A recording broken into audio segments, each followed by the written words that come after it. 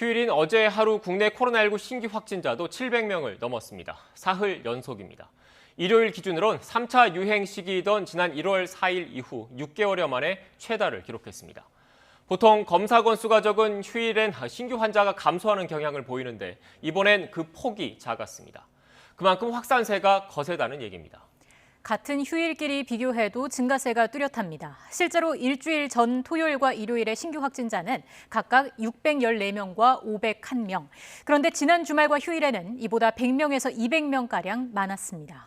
전국 17개 모든 시도에서 확진자가 나오는 등 지역을 가리지 않는 확산 양상도 우려스럽습니다.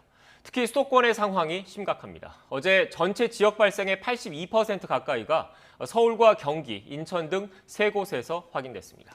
이런 상황에서 해외 유입 추이까지 심상치 않습니다. 어제 하루 파악된 사례만 67명, 81명에 달했던 전날보다는 14명이 줄었지만 30명대였던 지난주 초중반과 비교했을 때는 2배 가까이 많습니다.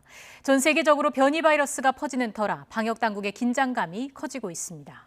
이어서 취재기자 통해서 더 자세한 내용 알아보겠습니다. 원어민 강사 모임발 집단 감염 여파가 전국으로 퍼지면서 방역당국이 델타 변이 추가 전파 가능성을 예의주시하고 있습니다. 네, 특히 심상치 않은 수도권 확산세에 서울시는 경기, 인천 지역과 함께 수도권 방역 조치를 강화하겠다고 발표했습니다. 현장 연결하겠습니다. 김다연 기자. 네, 서울 홍대 거리에 나와 있습니다. 네, 원어민 강사 모임을 매개로 시작된 집단 감염 관련 확진자 2주 만에 300명을 넘어섰죠. 네, 지난달 19일, 그러니까 2주 전 이곳 홍대 부근 음식점에서 모임을 가진 뒤 집단 감염이 시작이 됐습니다. 이후 원어민 강사들이 일하는 인천과 경기도 학원 8곳으로까지 추가 전파가 이뤄졌는데요. 관련 확진자는 지금까지 최소 301명으로 집계됐습니다. 경기도에서만 어제 하루 2명이 추가돼 관내 확진자는 270명으로 늘었습니다. 감염은 비수도권으로도 퍼져나갔습니다.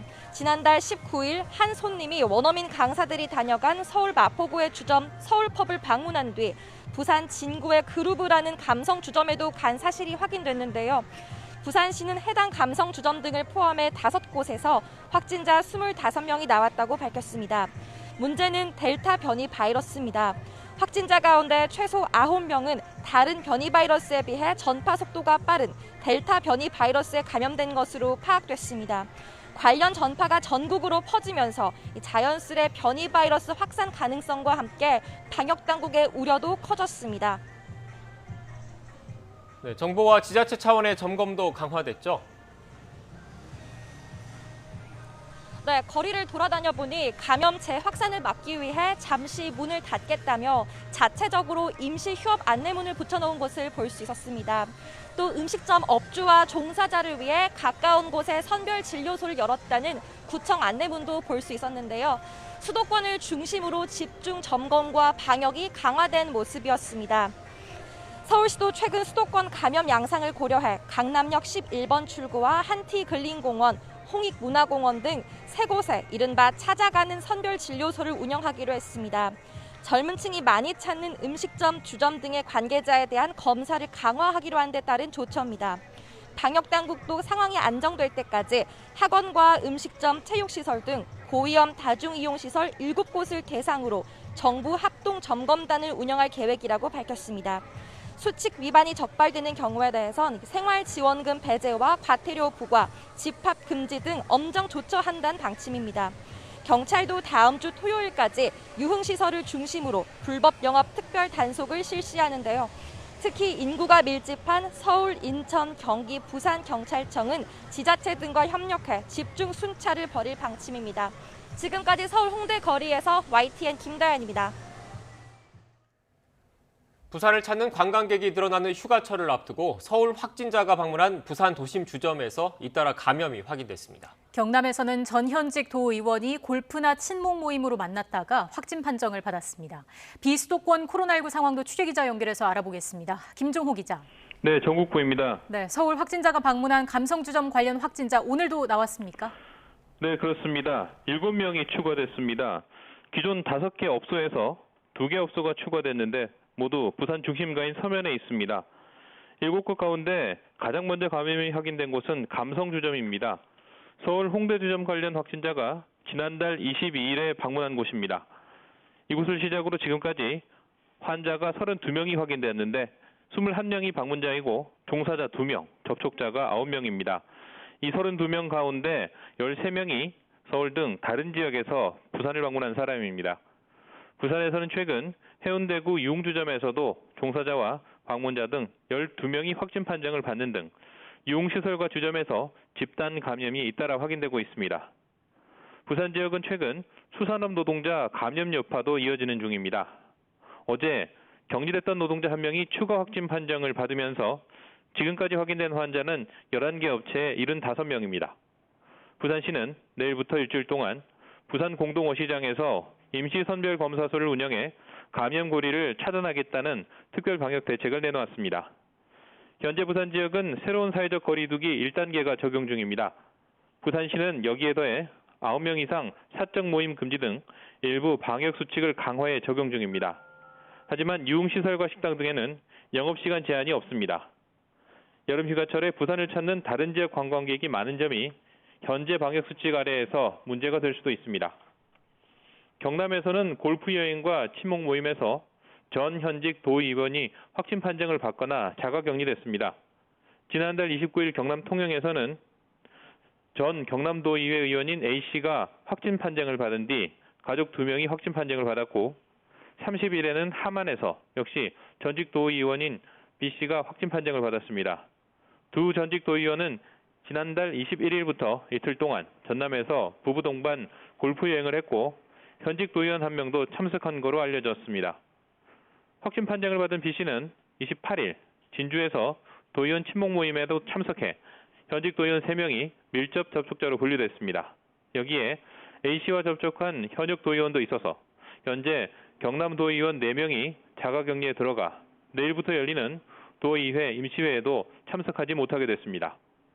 지금까지 전국부에서 YTN 김종호입니다. 이런 가운데 오늘부터 코로나19 백신 교차 접종이 시작됐습니다. 상반기 아스트라제네카 백신을 접종하고 이번 달 2차 접종을 받아야 하는 50살 미만 등은 화이자 백신을 맞게 됩니다. 전국 2천여 개 위탁 의료기관에서 화이자 백신 접종이 시작되면서 오늘부터 앱을 통해 화이자 잔여 백신 예약이 가능합니다. 현장에 나가 있는 취재기자 연결합니다. 김철희 기자. 네, 서울 용산구 예방접종센터에 나와 있습니다. 네, 그곳 백신 접종 상황 자세히 전해주시죠. 네, 이곳 용산구 예방접종센터에서는 아침 8시부터 코로나19 백신 접종이 시작됐습니다. 오늘 이곳에서 백신 접종을 희망한 사람은 모두 340명입니다. 낮 1시부터 백신 접종이 재개됐고 현재 300명 가까운 사람이 코로나19 백신을 맞았습니다. 그럼 현장을 찾은 용산구청장님 모시고 간단히 이야기 나눠보도록 하겠습니다. 네, 구청장 안녕하십니까? 안녕하십니까? 네, 먼저 오늘 어떤 이유로 현장 방문하셨는지 먼저 여쭤보겠습니다. 예, 백신 접종에 차질이 없도록 하기 위해서 불철주야 애를 쓰고 있는 우리 직원들, 의료진들에게 감사한 마음을 전하고 또 백신 접종에 최선을 다해서 적극적으로 협조하고 있는 우리 구민들에게 고맙다는 말씀을 드리기 위해서 내려와 있습니다. 최근에 이태원 주점에서도 확진자가 나오고 있고 코로나19 확진자가 좀 늘어나는 추세인데 용산구에서 어떻게 대처하실 생각인지도 여쭤보고 싶습니다. 우선에 지난주부터 한 50% 이상 확진자들이 늘어나고 있습니다. 그런데 이제 한 가지 고무적인 것은 60대, 70대 이상 백신을 이미 맞은 세대에서는 확진자가 나오지 않고 있습니다. 결국 가장 빠른 시간에 많은 사람들이 백신을 맞는 것이 중요한데요. 우리 용산구도 최선을 다해서 백신을 접종하는데 모든 노력을 다 경주하고 있고 특히나 우리 그 주민들이 적극적으로 협조하고 있어서 큰 문제 없이 잘 진행이 되고 있습니다. 모두가 힘들겠지만은 모두 백신 접종에 최선을 다하고 협조해 주셔서 또 방역 수칙을 잘 지켜서 이 힘들고 어려운 난국을 빨리 극복해냈으면 참 좋겠습니다. 네, 오늘 말씀 감사합니다. 감사합니다. 네, 전국의 다른 예방접종센터에서도 화이자 백신 접종이 이루어지고 있습니다. 우선 지난달 아스트라제네카 백신을 예약하고도 수급 불균형 문제로 맞지 못한 60살에서 74살 사이 인원 19만 7천 명이 대상입니다. 또 30살 미만 사회 필수 인력과 교사, 보건의료인 11만 명 등도 함께 오는 17일까지 접종을 받게 됩니다. 현재 희귀혈전증 발생 우려로 아스트라제네카 백신 접종 권고 나이가 30살에서 50살로 올라간 상태인데요. 이에 따라 아스트라제네카 백신 1차 접종자 가운데 50살 미만 등은 화이자 백신으로 2차 접종을 받는 이른바 교차 접종이 시행됩니다. 7월 대상자는 모두 95만 2천 명입니다. 특히 이들 대부분은 예방접종센터가 아니라 위탁의료기관에서 주사를 맞는데요. 전국 위탁의료기관 2천여 곳에서 화이자 백신 접종이 이루어지는데 이르면 오늘부터 화이자 백신 잔여분도 일반인에게 풀릴 것으로 보입니다. 화이자 잔여 백신도 기존 아스트라제네카나 얀센 백신과 마찬가지로 스마트폰 앱을 통해 예약할 수 있습니다. 다만 본격적인 7월 접종은 월말에나 이루어질 것으로 보여 백신 공백에 대한 우려도 나오고 있습니다.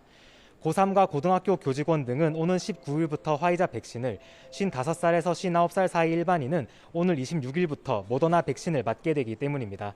지금까지 용산구 예방접종센터에서 YTN 김철희입니다. 최고권위의 테니스 대회죠. 윈블던이 곧 10,000명 넘는 만원 관중 앞에서 치러질 전망입니다. 윈블던을 주최하는 올 잉글랜드 클럽은 50%였던 경기장 수용 한도를 영국 정부 허가에 따라서 없애기로 했다면서 내일 남녀 단식 8강전부터 관중 제한이 없다고 밝혔습니다. 대회 센터코트에는 최대 15,000명이 입장할 것으로 보입니다. 코로나19 사태 이후 영국에서 만원 관중이 들어온 경기는 이번 윈블던이 처음입니다.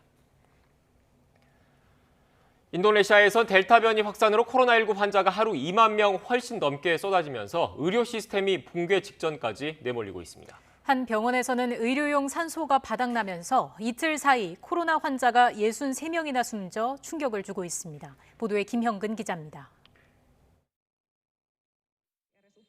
인도네시아 족자카르타에 있는 사르지토 종합병원입니다.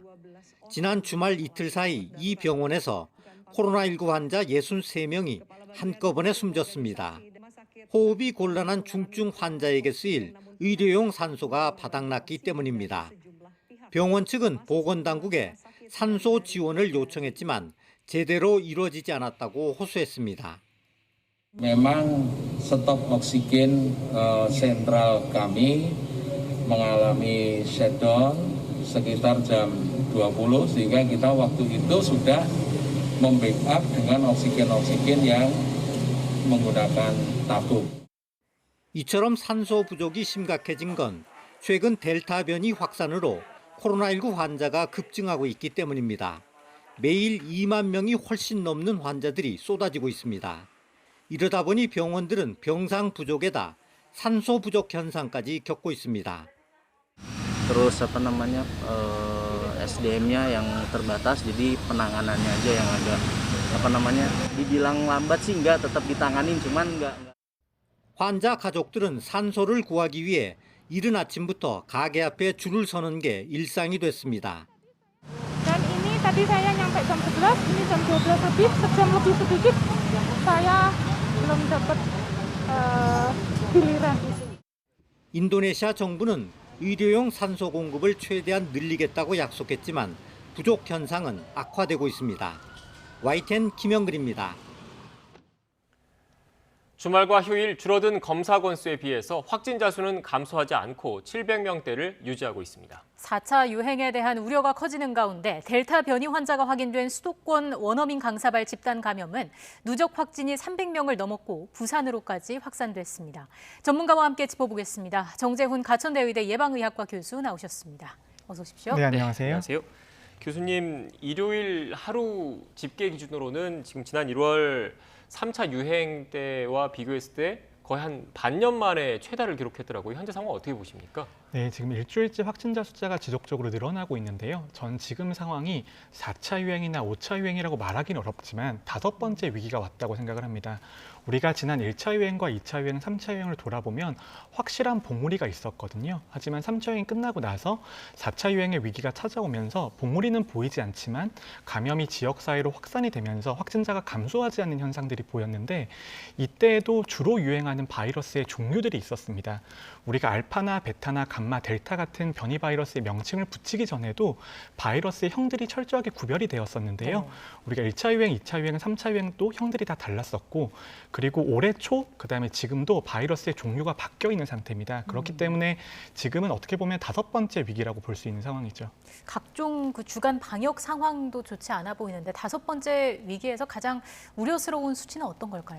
네, 국민들께서 가장 신경 쓰시는 수치가 아무래도 확진자 숫자일 겁니다. 확진자 숫자가 우리의 방역 상황들을 직접적으로 보여주는 숫자이기 때문에 네. 확진자 숫자가 늘어났다는 점은 굉장히 우려스러운 점이고요. 그럼에도 불구하고 우리가 희망을 가져볼 수 있는 지점이 있는데 아직까지 확진자 숫자가 큰 폭으로 늘어났지만 사망자와 중환자의 숫자는 늘어나지 않고 있습니다. 예. 이런 것들은 백신 접종의 효과라고 볼 수 있겠죠. 네. 특히 최근 발생 양상을 보면 수도권 지역이 80%가량을 좀 차지하고 있지 않습니까? 이것도 좀 우려스러운 부분이라고 볼 수 있겠습니까? 네, 특정 지역과 연령층의 확진자가 몰리고 있는 현상들이 있는데요. 이것도 어떻게 보면 백신 접종의 효과로 해석할 수가 있습니다. 우리가 백신 접종 같은 경우에는 고연령층, 고위험층부터 접종이 이루어져 있고요. 지금 확진자의 대부분은 20대, 30대, 즉 백신 접종을 하지 않은 분들에서의 발생률이 높아지고 있습니다. 같은 800명대라고 하더라도 고연령층이 포함된 800명과 고연령층이 포함되지 않은 800명은 중환자와 사망자 측면에서 큰 폭으로 다르다고 볼 수 있거든요. 그런 의미에서 지금의 유행 상황은 장점과 단점, 우리가 좋은 점과 명암이 극명하게 갈리는 상황이다. 이렇게 볼 수 있습니다. 네. 백신 접종의 효과라고 말씀을 해주셨는데 연령대별로 봤을 때는 뭐 물론 연령별로 백신 접종 시기가 다르기 때문에 그게 설명이 되는 것 같은데 지역별로 수도권이 이렇게 집중적으로 발생하는 것은 어떤 이유가 있을까요? 네, 아무래도 수도권의 밀집도가 높고 접촉 강도가 크다 보니까 수도권 위주로 유행을 하고 있는 것으로 보이고요. 그리고 수도권이 아닌 경우에는 아무래도 사회적인 밀집도가 좀 낮고 사회활동의 패턴이 다르다 보니까 지역에선 유행이 심하지 않은 것으로 보입니다. 네. 일단 과거에 대규모로 확진자가 많이 나왔을 때와 비교를 해보면 그때는 어떤 특정 집단을 중심으로 발생을 했다면 지금은 좀 곳곳에 이렇게 퍼져 있다 이런 차이가 있다고 볼 수 있을까요? 네, 확진자의 숫자가 우리가 기저율이라고 하는 평상시에 어느 정도 생기는지가 지역사회 저변이 얼마나 큰지를 보여주는 수치입니다. 우리가 1차 유행과 2차 유행과 3차 유행 끝났을 때에는 각각 10명, 100명, 500명 정도의 그 평상시 발생하는 수준이 생겼거든요. 네. 근데 그런 것들을 보면 감염이 그만큼 폭넓게 지역사회로 퍼져 있다라고 볼 수 있고요. 거기에 더해서 지금의 위기가 더 이제 위험한 것은 이런 지역사회 감염에 더해서 해외에서 유입된 것으로 보이는 델타 변이의 클러스터들이 생기고 있다. 그리고 그 클러스터들이 점점 더 커지고 있다라는 면에서 지금의 위기가 조금 더 어려울 수도 있습니다. 네. 교수님께서 감염 재생산 지수를 근거로 해서 예측 모델을 좀 만드신 게 있는 것 같더라고요. 관련된 그래픽을 좀 띄워주시겠습니까? 네, 지금 감염 재생산 지수에 따른 확진자 예측인데 이 내용을 좀 설명을 좀 해주시죠. 네, 우리가 감염병 유행을 예측하는 데는 두 가지 이유가 있습니다. 앞으로 우리가 어떤 조치를 취하면 어떤 방향으로 갈지를 보여줄 수 있는 것이 있고요. 두 번째가 지금 상황을 진단하는 것이 있습니다. 하지만 예측 모형은 맞기보다는 틀리기가 쉬운데요. 예. 이렇게 어떤 상황이 있으면 더 유행이 심해질 수 있다는 것을 보여드림으로써 역설적으로 오히려 유행을 우리가 감소시킬 수 있는 그런 감시자로서의 기능을 할 수도 있는 겁니다. 지금 보여드리는 그래프 같은 경우에는 1.3의 감염 재생산 지수를 가지고 있다는 것은 우리가 유행이 가장 심각했던 시대에 확산되는 정도를 보여주는 것이고요. 0.8 정도의 감염 재생산 지수는 우리가 가장 강도 높은 조치를 취했을 때 어느 정도까지 줄어들 수 있는지를 보여주는 겁니다. 예. 하지만 지금 수도권에서의 감염 재생산 지수가 1.2에서 1.3 사이 정도로 지금 측정이 되고 있습니다. 네, 알겠습니다. 조금 전 중앙방역대책본부 브리핑이 시작된 것 같은데 먼저 현장 브리핑을 듣고 전문가 대담 이어가겠습니다. 70%로 가장 높고 80대가 79.2%가 1차 접종을 받으셨습니다. 코로나19로 인한 중증과 사망 위험을 감소하기 위해 고령층에 대한 예방접종은 지속적으로 실시하도록 하겠습니다. 예방접종에 동의는 하셨지만 아직까지 접종 일정을 잡지 않으신 75세 이상 어르신들은 내일까지는 지자체에서 예약을 하시고 접종을 받으실 수 있고 7월 8일부터는 개별적으로 예방접종 센터에 예약을 하셔서 화이자 백신을 접종받으실 수 있습니다. 아직까지 접종을 받지 않으신 75세 이상 어르신들께서는 신속하게 예방접종을 받아주시기를 요청을 드립니다. 60에서 74세 연령층 사전 예약자 중에서 예약하신 후에 건강상의 이유 또는 예약의 변경이나 연기하는 방법을 잘 모르셔서 예약이 취소 처리된 미접종자에 대해서도 7월 12일부터 사전 예약을 받고 7월 26일부터 모더나 백신으로 위탁 의료기관에서 접종을 받으실 수 있도록 하겠습니다. 오늘부터는 아스트라제네카 초과 예약자 15만 8천 명, 그리고 2분기에 30세 미만 접종 대상자 중 미예약자 중에서 약 8만 2천 명이 사전 예약을 마치고 오늘부터 17일까지 280여 개의 예방접종 센터에서 접종을 실시합니다. 다음은 아스트라제네카 백신 접종자의 2차 접종에 대해서 안내를 드리겠습니다. 오늘부터 지난 4월에서 5월 사이에 조기 접종 위탁 의료 기관에서 아스트라제네카 백신 1차 접종을 받은 대상자와 50세 미만 대상자에 대해서는 화이자 백신으로 2차 접종을 실시합니다. 화이자 백신 2차 접종 예정자는 1차 접종 후에 자동 예약된 의료기관 또는 지난 예약 변경 기간에 변경하신 의료기관에서 예약한 접종 일정에 따라 접종을 받아주시기를 바랍니다. 아스트라제네카 백신으로 2차 접종을 받으시도록 희망하시는 접종자에 대해서는 수요조사에 회신하신 50세 이상 희망자에 대해 아스트라제네카 백신으로 2차 접종을 받으실 수 있습니다. 다만 50세 미만자는 예방접종 전문위원회의 권고에 따라 기예약된 일정에 따라 화이자 백신으로 2차 접종을 받아주시기를 바랍니다. 필요한 경우 접종 일정에 대한 변경은 콜센터 또는 의료기관을 통해서 가능하십니다. 오늘부터 예방접종센터 11개소가 추가 설치가 됩니다. 또한 향후에 4개소를 추가 설치해서 282개소의 예방접종센터를 운영하여 예방접종을 시행하도록 하겠습니다. 다음은 이상반응 피해조사에 대한 주간 보고 결과를 말씀드리겠습니다. 현재까지 이상반응의 신고율은 총 0.49%입니다. 신고 사례의 95%는 근육통, 두통 등 일반적인 이상반응 사례였고 나머지 5%는 사망 또는 아나필락시스 의심 등 중대한 이상반응 신고 사례였습니다. 신고율은 여성이 남성보다 높았고 연령대로는 30대가 가장 높았으며 80세 이상은 0.24%로 가장 낮았습니다. 백신 종류별로는 아스트라제네카 백신이 0.63%, 화이자 백신이 0.24%, 얀센이 0.6%, 그리고 새롭게 접종을 시작한 모더나는 0.46%였습니다. 3분기에는 화이자, 모더나 등 mRNA 백신이 주로 접종될 계획입니다. 추진단은 mRNA 백신 접종 후에 발생할 수 있는 이상 반응인 심근염, 심낭염에 대한 주의를 당부를 드립니다. 화이자, 모더나 백신 접종 후에 심근염이나 심낭염을 의심할 수 있는 증상인 가슴 통증, 압박감, 그리고 호흡곤란이나 숨가쁨, 호흡시 통증, 그리고 심장이 빠르게 뛰거나 두근거림, 그리고 실신 등의 증상이 있는 경우에는 신속하게 의료기관의 진료를 받아주시고 진료한 의료기관은 이상 반응을 신고해 주실 것을 요청을 드립니다.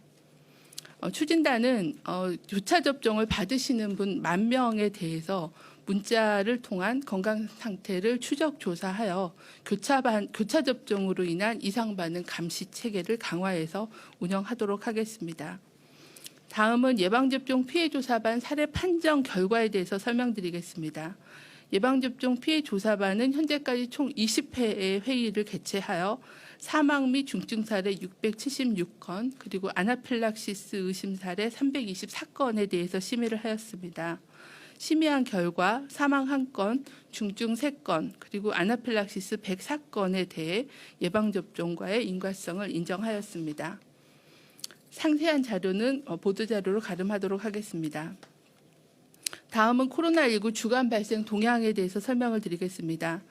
지난 최근 일주간에 코로나19 국내 발생 확진자가 하루 평균 655명으로 직전 일주보다 33.2%가 증가하였습니다. 이 중에서 80%는 수도권에서 발생하고 있어 각별한 주의가 필요합니다. 특히 수도권의 경우에는 하루 평균 일주간 531.3명으로 증가하였고 주로 주점, 음식점, 노래방, 체육시설 등 다중이용시설을 중심으로 20, 30대의 집단 감염이 많이 발생하였습니다. 주간 위중증 환자 규모는 소폭 증가하였으나 사망자는 10명대를 유지하고 있고 치명률은 1.27%로 지속적으로 감소하고 있습니다. 최근의 집단 발생 상황을 보면 주점과 클럽, 노래방 등 다중이용 시설에서 집단 감염이 지속되고 있는 가운데 실내 체육시설, 학교, 학원 등의 집단 발생의 경우 밀폐, 밀집된 환경, 그리고 장시간 체류 등의 주요한 위험 요인들이 지속적으로 확인되고 있습니다. 다음은 주요 위험 요인과 대응 방안에 대해서 말씀드리겠습니다. 특히 수도권에서 20, 30대를 중심으로 급격한 환자 증가세를 보이고 있습니다. 20, 30대는 무증상 또는 약한 증상 때문에 검사까지 시간이 지연되고 있고 예방접종률은 낮지만 밀접 접종률이 높고 이동 동선이 광범위해서 전파 확산의 위험이 높은 상황입니다. 정부는 어제 중대본이 발표한 수도권 특별방역 대책을 중심으로 방역 대응을 강화하도록 하겠습니다. 또한 7월 들어서 방학과 휴가 등으로 지역 간의 이동량이 늘어남에 따라 수도권 유행이 비수도권으로 확산될 위험이 있습니다. 또한 비수도권의 경우에는 사적 모임 인원이나 다중이용 시설의 운영 시간 제한을 완화하고 있어 모임과 행사를 통한 감염의 위험도도 높아지고 있습니다. 관계부처와 지자체가 공동으로 유흥시설에 대한 현장 점검을 강화하고 종사자에 대한 주기적인 선제 검사를 철저히 기하도록 하겠습니다. 또한 방학 기간 중에 학생들이 주로 이용할 것으로 예상되는 예체능, 어학원, 기숙학원 등 학원 및 교습시설에 대해서도 방역 점검을 강화하고 종사자에 대한 주기적인 선제 검사를 강화하도록 하겠습니다. 특히 최근 수도권 등에서 주점과 같이 밀폐된 공간에서 많은 사람들과 접촉한 사람들은 증상이 없더라도 검사를 받아주실 것을 적극 공고드립니다. 또한 주점이나 유흥시설은 물론 식당, 카페 등 다중이용 시설을 이용 시에는 머무는 시간을 최소화해 주시고 음식물 섭취 전후, 대화 시에는 반드시 마스크를 착용해 주실 것도 당부를 드립니다. 다음은 국내 예방접종 완료자 관리 지침 개정 사항에 대해서 설명드리겠습니다. 주요 개정 사항으로는 예방접종 완료자에 대해서는 밀접 접촉이나 아니면 해외를 다녀오신 경우에는 기존에 능동감시를 했던 것을 수동감시로 조정하고 검사의 횟수도 밀접 접촉자는 접촉 후 6일에서 7일에 한 번, 그리고 해외 입국자는 입국 전 72시간 전에 검사, 그리고 입국 후 6에서 7일에 한 번 해서 진단검사를 2번 하는 걸로 변경해서 관리하도록 하겠습니다. 예방접종 완료자는 감시기간 중에 PCR 검사를 반드시 받아야 하고 이에 따르지 않을 경우에는 자가격리로 전환하게 됩니다. 또한 해당 기간 중에는 수동감시 생활수칙, 즉 14일간 본인 건강 상태를 모니터링하고 증상이 있을 때는 즉시 검사받고 마스크 착용, 외출 자제, 다중이용시설 방문 자제 등과 같은 생활수칙을 철저히 준수하여야 합니다. 또한 예방접종 완료자에 대한 범위를 확대해서 국내에서 한 번 그리고 해외에서 한 번 예방접종을 완료한 사람에 대해서도 접종력이 확인되는 경우에는 예방접종 완료자로 간주하여 적용하도록 확대하도록 하겠습니다. 중앙방역대책본부는 예방접종률이 높아짐에 따라 60세 이상 연령층의 발생은 감소하고 있지만 최근 수도권 중심으로 젊은 층에서의 환자가 급격히 증가하면서 하루에 700명대의 발생이 지속되고 있습니다. 마스크 착용, 그리고 충분한 환기, 유증상 시에 검사받기 등의 기본적인 방역 수칙을 철저히 지켜주시기를 바랍니다. 예방접종을 받았더라도 실내에서는 반드시 마스크를 착용해 주시고 실외에서도 다중이 모인 장소에서는 마스크를 착용해 주실 것을 거듭 요청을 드립니다. 이상입니다. 네, 지금부터는 전문가 초청 설명회를 진행하겠습니다. 잠시 장내 정리 이후에 진행하겠습니다. 질병관리청은 지난 7월 1일 날 7월 세부 예방접종 계획을 안내해 드린 바 있습니다. 그리고 3분기 접종 대상자인 국민분들이 예방접종과 관련돼서 궁금해하는 사안들이 많이 계셔서 전문가분들을 초청해서 접종 계획은 물론 예방접종 전후의 주의사항, 교차 접종과 관련되어서 또 국민들이 또 우려하고 계시는 이상 반응과 관련되어서도 올바른 정보를 제공해 드리려고 합니다. 자리에 앉아 계신 맨 왼쪽의 분부터 소개해 드리도록 하겠습니다. 바쁜 시간에도 올바른 예방접종 정보를 전달해 주기 위해서 찾아주신 전문가분 감사드립니다. 전남대학교 순환기내과 김계훈 교수님 찾아주셨습니다. 옆자리는 서울대학교 순환기내과 나상훈 교수님 와주셨습니다. 감사합니다. 그리고 고려대학교 안산병원 감염내과 최원석 교수님 감사합니다.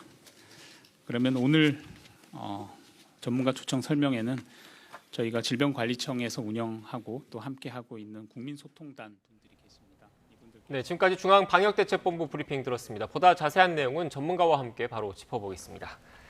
교수님이 앞서 그 방대본 브리핑 듣기 전에 감염 재생산 지수에 따른 예측 모델 설명을 해주셨는데 앞선 그래픽을 다시 한번 좀 띄워주시겠습니까? 지금 이 예측 모델을 보면 현재 특히 수도권을 중심으로 감염 재생산 지수가 1.2를 넘어선 상황이거든요. 확진자 규모가 지금보다 훨씬 더 많아질 수도 있다. 이런 우려를 배제할 수 없는 거죠. 네, 현재 확산 추세를 그대로 따라간다면 곧 확진자 숫자가 1,000명에 도달할 것으로 보이고요. 네, 그럼에도 불구하고 저는 1,000명이라는 숫자에 굳이 집착할 필요는 없다고 생각을 합니다. 우리가 현재 확진자 숫자에 따라서 방역 단계들을 많이 조정을 하고 있는데요. 우리가 언젠가는 새로운 패러다임에 대해서 고민을 해볼 시점이라고 생각을 하고 확진자가 늘어나더라도 사망자의 숫자가 거기에 따라서 변화하지 않으면 우리가 코로나19가 더 이상 특별하지 않은 감염병이 되는 것이거든요. 지금의 위기라는 것이 새로운 미래를 준비하는 시간이 되기도 해야 됩니다. 네, 교수님 그런데 백신 접종이 이루어지면서 그 고위험층들의 백신 접종률이 좀 상대적으로 높지 않습니까? 그래서 치명률과 위중증 환자로 넘어가는 비율은 상대적으로 낮은데 이 전체적인 신규 확진자가 이렇게 1,000명 이상 넘어가면 우리 의료 체계에 부담은 없겠습니까? 네, 지금 접종이 이루어진 대상들은 다 60세 이상입니다. 그렇다면 우리가 코로나19의 고위험군이 어디서부터인지 먼저 확인을 해야 되는데요. 코로나19는 연령이 높아지면서 사망률이 급격하게 높아지는데 그 지점을 대부분의 전문가들은 50세부터라고 생각을 합니다. 현재까지는 50세에 대한 접종이 이루어져 있지 않기 때문에 고위험군에 대해서 완전히 보호가 이루어졌다라고 보기는 좀 어려운 상황이고요. 두 번째는 고위험군에 대한 보호가 완료가 되려면 2회 접종까지 끝나야 됩니다. 현재 대부분의 고위험군들께서는 아스트라제네카 백신 접종하신 경우가 많으실 텐데 아스트라제네카 백신 같은 경우에는 1차 접종과 2차 접종 사이의 간격이 3개월이기 때문에 아직까지 우리 사회에서 고위험군에 대해서 완전한 보호가 이루어졌냐 거기에 대해서는 아직까지 시간이 필요하다라고 대답을 드리고 싶습니다. 네, 특히 1차 접종, 그러니까 한 차례 접종 맞으신 분들은 우리 국민의 30% 정도 선인데 2차 접종까지 완료하신 분들은 10% 정도밖에 불과하지 않습니까?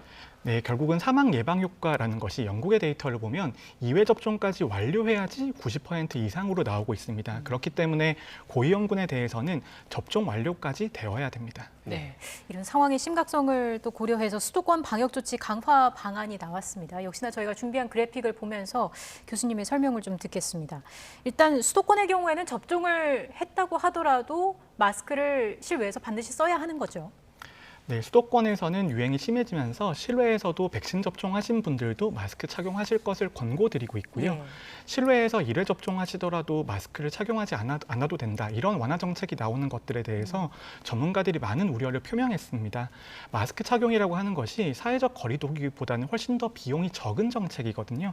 그렇기 때문에 마스크 착용은 지속되어야 될 것으로 보입니다. 네. 지금 수도권 같은 경우에는 완화된, 그러니까 개편된 새 거리두기 조치가 유예가 됐지 않습니까? 그런데 곧 조만간 이 새로운 그 거리두기 조치, 어떤 조치를 할 것인지를 결정할 예정인 것 같은데 교수님께서는 어떤 방향으로 설정돼야 된다고 보십니까? 네, 국민들께서 많이 오해하고 계신 것이요. 우리가 7월 1일자로 예정되어 있던 방역 완화 조치라는 것이 방역 자체를 완화하는 것이 아니고 개편된 사회적 거리두기의 기준을 적용하게 되면 2단계에 해당되기 때문에 단계를 하향하는 효과 때문에 방역이 완화되는 것입니다. 그런데 지금 수도권의 유행 상황을 본다면 일평균 확진자 숫자가 500명을 넘을 것으로 보이거든요. 그렇게 되면 개편된 사회적 거리두기 기준으로도 3단계에 해당됩니다.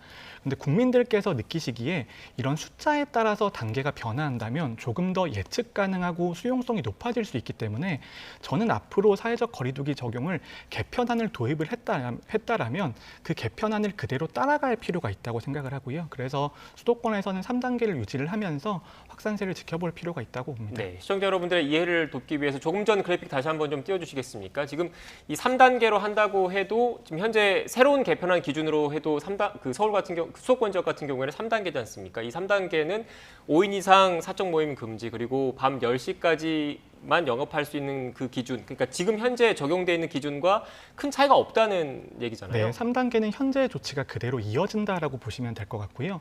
저는 7월 1일에 빚어진 혼란 같은 경우에는 여러 가지 사회적 거리두기 완화 정책들이 한 번에 패키지로 묶여서 국민들에게 전달되다 보니까 마치 7월 1일부터는 과거로 돌아갈 수 있다라는 이런 희망을 드린 것 같습니다.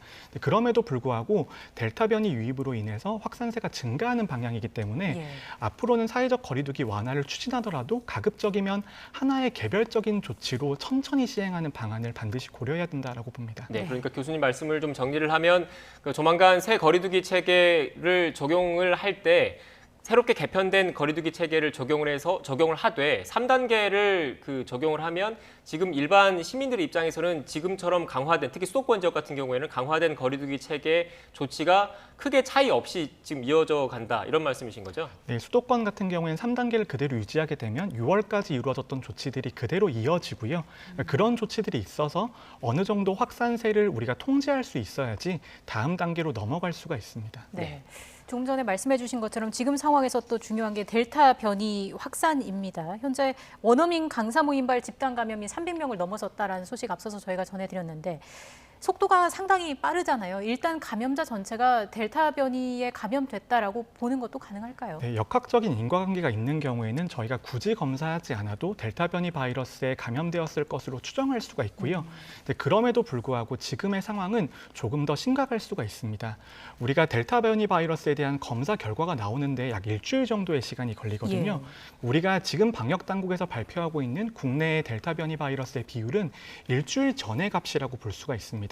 하지만 외국 데이터를 보게 되면 델타 변이 바이러스가 유입돼서 확산될 경우에는 일주일에 차지하는 비율이 거의 2배씩 증가하는 경향들을 보이고 있거든요.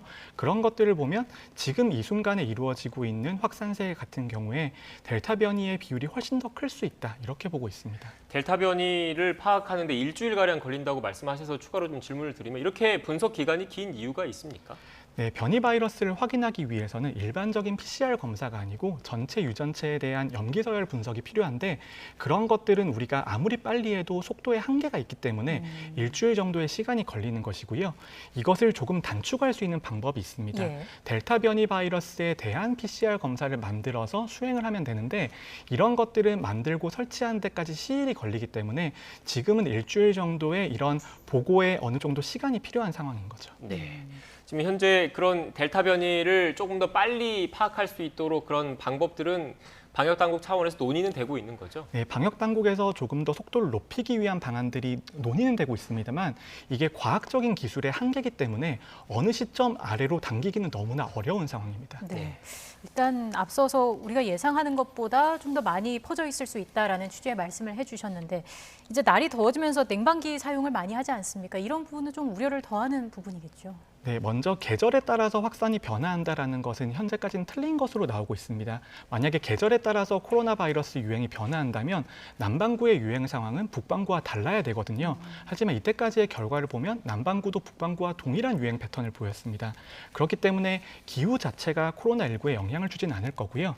하지만 실내에서 밀폐된 환경에서 냉방기를 사용하는 경우에는 전파 능력이 더 높아질 수 있다는 국내 연구 결과가 있습니다. 그렇기 때문에 반드시 환기를 하셔야 됩니다. 네, 특히 또 7월이 접어들었고 곧 그 휴가철, 본격적인 휴가철이 다가오는데 휴가철에 주의해야 될 사항들은 없겠습니까? 네, 휴가철에는 기초 방역 수칙을 그래도 잘 준수하시는 게 무엇보다 중요하고요. 밀집된 시설에 가지 않는 것도 중요하지만 언제나 마스크를 쓰고 계시는 것, 그다음에 개인 위생 수칙과 방역 수칙을 철저히 준수해 주시는 기본에 충실한 게 가장 중요한 것이고요. 거기서 우리가 특별한 조치를 더 한다고 하더라도 국민들께서 받아들이시지 않으시면 조치에 효과가 없는 것이기 때문에 결국은 본질은 기본이다, 이렇게 말씀드리고 싶습니다. 그러니까 손을 잘 씻고 마스크를 꼭 써야 한다는 건데 물놀이 할 때도 마찬가지겠네요. 네, 물놀이 할 경우에는 아무래도 밀접한 접촉이 더 늘어날 가능성이 있기 때문에 이제 물놀이 하기 전후에 샤워하는 과정에서도 사회적 거리두기를 지키셔야 되고요. 가급적이면 물놀이나 아니면 밀접한 접촉을 하지 않는 상황을 만드시는 게 제일 좋습니다. 네, 휴가철 방학을 앞두고 있는 만큼 이 점들 잘 기억을 해두시면 좋을 것 같고요. 해외 유입 환자 수도 증가를 하고 있습니다. 현재 추세는 어떻게 보세요? 네, 해외 유입 환자의 비율이 급격하게 증가를 하고 있습니다. 이것은 주요 선진국들에서는 백신 접종률이 높아지면서 방역을 완화하고 있고요. 있고요. 그리고 개발도상국에서는 델타 변이의 유행이 너무 심각해지고 있기 때문에 입국자에서 변이 바이러스의 검출률도 늘어나고 있고 실제 확진자도 늘어나고 있습니다. 이렇게 된 경우에는 우리나라의 지역사회만을 통제하는 것이 아니고 해외 유입도 잘 관리해야 되는 문제가 있는데 특히 백신 접종 완료자에 대해서 자가격리 면제 조치가 예정이 되어 있고 시행이 어느 정도 되고 있습니다.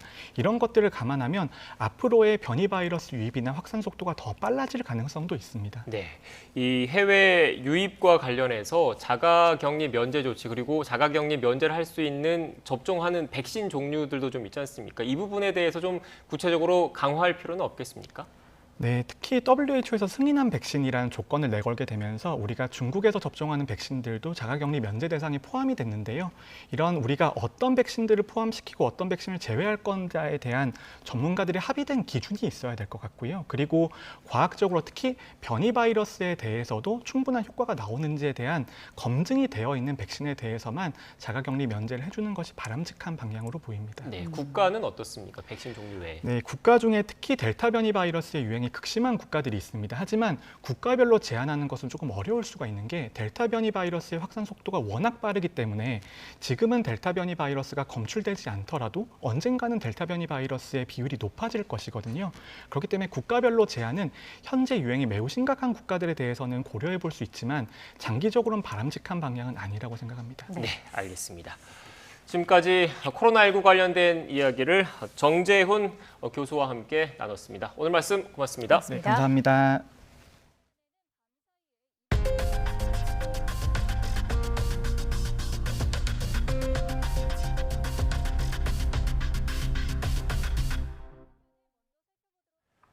경찰이 지난 주말 열린 민주노총 전국 노동자 대회와 관련해서 6명을 입건하고 수사에 들어갔습니다. 서울경찰청은 지난 3일 촬영된 현장 체증 자료와 유튜브 영상 등을 분석해서 감염병 예방법 위반 혐의가 있는 6명을 입건하고 출석을 요구했다고 밝혔습니다. 또 이들 외에도 추가로 12명에 대해서 내사를 벌이고 있고 집회 현장에서 경찰관을 폭행한 혐의로 체포된 참가자 1명은 석방했다고 덧붙였습니다. 민주노총은 경찰이 전국 노동자 대회 수사에 착수한 것과 관련해서 민주노총 죽이기라며 반발했습니다. 또 정부가 특별수사본부 설치 등을 통해서 노동자의 절박한 호소를 외면하고 민주노총을 더욱 고립시키고 있다고 주장했습니다. 관련 기자회견 내용 직접 들어보겠습니다. 민주노총의 노동자 대회는 질서 있고 평화적으로 진행되었습니다. 그 자리는 어느 공간보다도 혼란스럽지 않았고 우리는 우리의 건강과 우리의 생존을 지키기 위한 모임을 진행했습니다.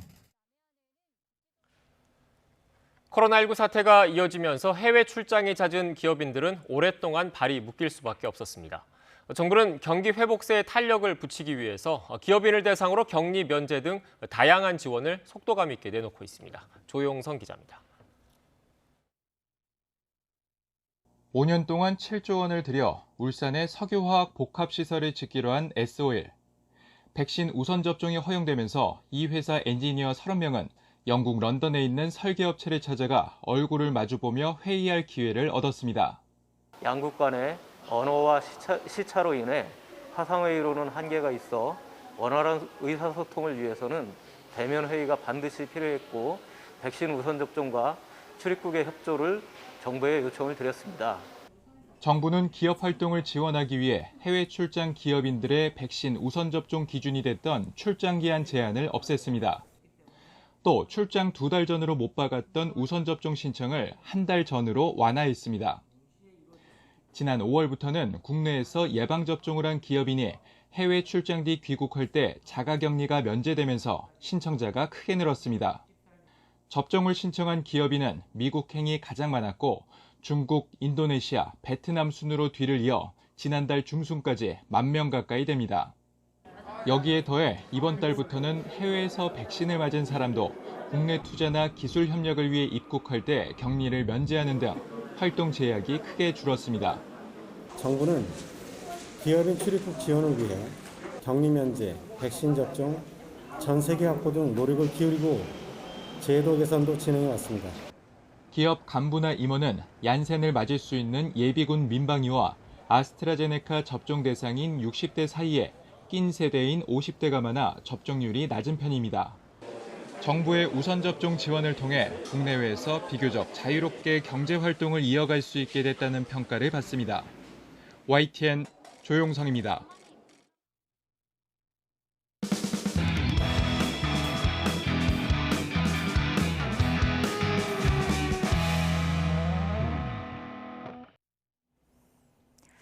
엄청난 양의 토사에 휩쓸려 맥없이 무너져 내리는 주택들. 작은 마을은 순식간에 거대한 진흙더미로 변했습니다. 이틀 전 일본 시즈오카현에서 일어난 산사태로 지금까지 3명이 목숨을 잃었고 100여 명이 실종됐습니다. 이 마을에는 지난 2일부터 이틀간 500mm의 장맛비가 내렸다고 하는데요. 사전에 피난 지시를 내리지 않는 등 지자체의 부실한 대응이 피해를 키웠다는 비판이 나오고 있습니다. 해마다 여름이면 크고 작은 산사태를 겪는 우리에게도 절대로 남의 일일 수는 없습니다. 특히 2011년에 가슴 아픈 참사가 일어났죠. 시간당 100mm의 폭우가 쏟아지는 가운데 서울 강남의 우면산에서 대형 산사태가 일어나 16명의 안타까운 희생이 발생했습니다. 장마철, 기록적인 집중호우가 이어진 지난해 피해도 적지 않았습니다. 마구잡이 난개발 속에 전국적으로 6천 건이 넘는 산사태가 발생했고 9명이 목숨을 잃었습니다. 그렇게 1년이 지났지만 아직 피해 복구조차 끝내지 못한 곳도 적지 않습니다. 지난해 8월 산사태가 발생한 이 마스크 공장도 1년째 복구 작업이 지지부진하다는 소식 얼마 전에 보도해드렸죠. 이런 가운데 지난주부터 39년 만에 가장 늦은 지각 장마가 시작되면서 걱정이 커지고 있습니다. 특히 올해도 국지성 집중호우가 쏟아질 확률이 높다는 경고가 잇따르고 있습니다. 배수 시설을 사전에 미리 점검하시는 게 매우 필요할 것으로 예상이 되고 그에 따라서 시설물 안전 관리에도 매우 필요할 것으로 예상이 됩니다. 지반이 다소 낮아져 있는 상태에서 산사태가 나타날 가능성도 일단 올해부터는 산사태 발생 위치와 발생 시점, 피해 범위 등을 12시간 전에 예측하는 시스템이 시범 운영되고 있는데요. 하지만 이것만 믿고 있어서는 안 되겠죠. 산사태 징후나 대비 요령을 잘 알아둔다면 피해를 최소화할 수 있습니다. 경사면에서 물이 솟거나 나무의 기울기나 흔들림, 또 땅 울림 현상 등으로 미리 산사태를 감지할 수 있습니다.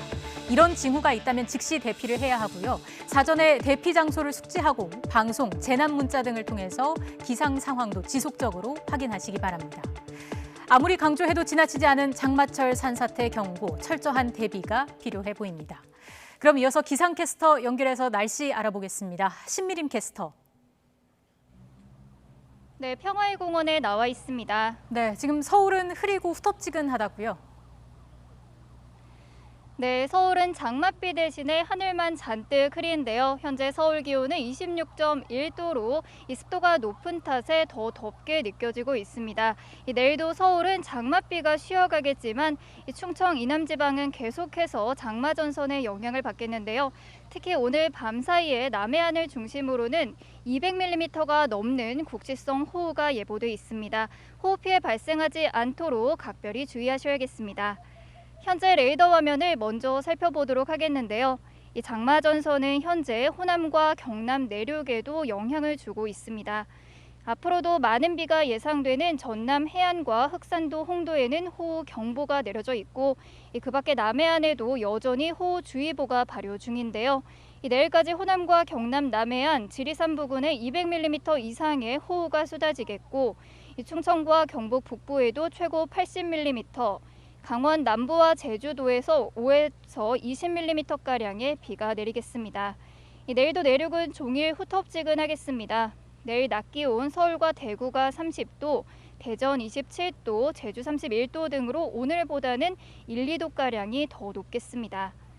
내일 오후부터는 충청 이남 지방의 장맛비가 일시적으로 소강 상태에 들겠지만 수요일인 모레 강원과 충청 이남 지방을 시작으로 또 목요일부터는 다시 전국적으로 장맛비가 내리겠습니다. 당분간 장마 전선은 남북을 오르내리며 곳곳에 국지성 호우를 쏟아내겠는데요. 특히 밤 사이에 많은 비가 집중될 것으로 보여서 피해가 우려되고 있습니다. 산사태나 축대 붕괴 등 비 피해 발생하지 않도록 주의하셔야겠습니다. 지금까지 평화의 공원에서 YTN 신미림입니다. 공군 성추행 사망 사건의 피해자인 고 이모 중사의 남편은 2차 가해자들이 평소 부대 내 문제가 생겨도 덮기에 급급했다고 주장했습니다. 남편은 YTN과의 통화에서 성역 없는 수사를 강조하며 이번 사건을 잊지 말아달라고 호소했습니다. 이승윤 기자입니다. YTN의 전화 취재에 응한 고 이모 중사의 남편. 군의 수사가 미진하다며 특히 군사경찰과 군사검찰의 책임 떠넘기기에 분통을 터뜨렸습니다. 행동을 했으면 책임을 져야 한다고 저는 생각하기 때문에 제 식구 감사하기를 떠나서 성역 없이 모든 부분에 대해서 수사가 이뤄졌으면 좋겠습니다. 미진한 초동수사에 답답해한 이 중사의 아버지가 공군본부 군사검찰에 탄원서를 냈던 사실도 공개했습니다. 또 20비행단 내 2차 가해자들이 평소에도 큰일이 생기면 덮기에 급급했다고 증언했습니다. 레이더가 안 좋으면 원래는 보고를 해야 되는데 보고를 안 하고 그냥 자체적으로 수리한다던가 그런 일은 비일비재 했었거든요. 이 중사가 전출 갔을 당시 신상유포로 괴롭히던 15비행단 간부들이 발뺌하는 모습에는 기가 막혀 했습니다. 간부들은 오기 전부터 성추행 피해 사실을 알고 있었다 하니까 몇십 %? 30%인가 아무튼 단장부터 정부통신대대장까지 오니까 조심해라. 이성용 전 공군참모총장의 사임은 책임을 져버린 것이라며 수사가 끝날 때까지 지켜보고 책임을 져야 했다고 비판했습니다. 2017년부터 사귄 이 중사와 내년에 결혼식을 올릴 계획이었던 남편은 그리움을 달래고 있습니다. 김치 피자 탕수육 먹자고 해서 알겠다. 와이프 먹고 싶은 거, 하고 싶은 거 같이 하려고 계획 중이었어요. 우울증에 시달리고 있지만 하루하루 살아가려고 노력 중이라며 이번 사건에 대한 국민의 꾸준한 관심을 부탁했습니다. 정의가 구현될 때까지